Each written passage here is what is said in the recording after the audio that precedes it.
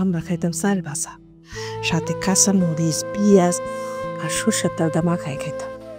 তবে তো এগুলো খাওয়ান লাগে না। আমরা তো এখন পোলাও কুরমা খাই, অসুবিধা কি?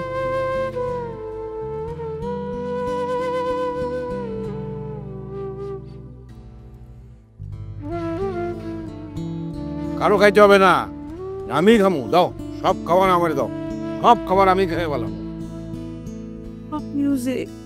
মায়ের তো কইছে ছোট মানুষ রাগ করে রেখে মাথায় নিতে হয় নাকি? মাইয়া পোলাও কোরমা খাওয়ানোর খোটা দিয়ে গেল। আচ্ছা, আমগো এই বাড়িতে কবে পোলাও কোরমা শেষ রাঁধছো তোমার মনে আছে? খুব মজা না আব্বা? ও ওই আলু ভর্তা, ডাল, এগুলোর উপরে তো কোনো খাওয়াই হয় না। এইটা হলো ঠিকঠাক খাবার।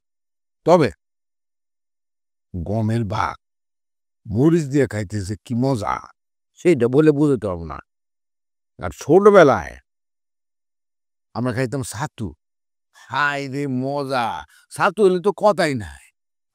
আপসা যারা তো এগুলি খেয়ে মানুষ হয়েছে। আর আমরা খাই ডাল ভাত। কত উন্নতি হয়েছে আমাকে।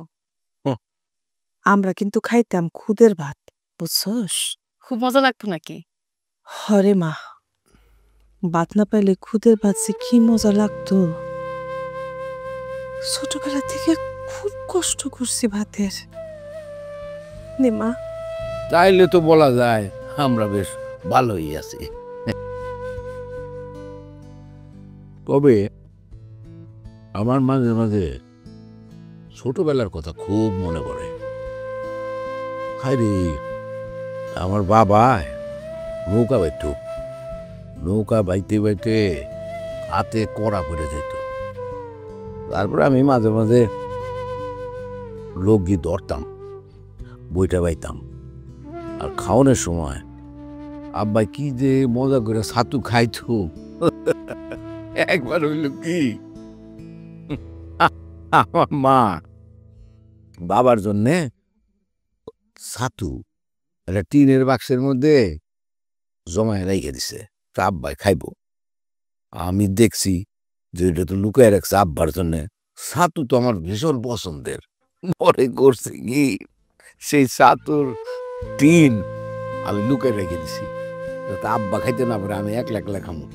পরে আমি ওই ছাতু মাঝে মাঝে গোপনে গোপনে খাইতাম।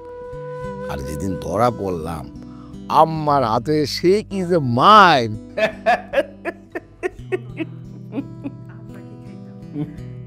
আর আমরা কি খাইতাম জানোস?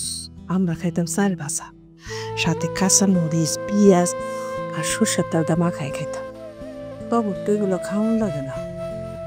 আমরা তো এখন পোলাও কুরমা খাই, অসুবিধা কি?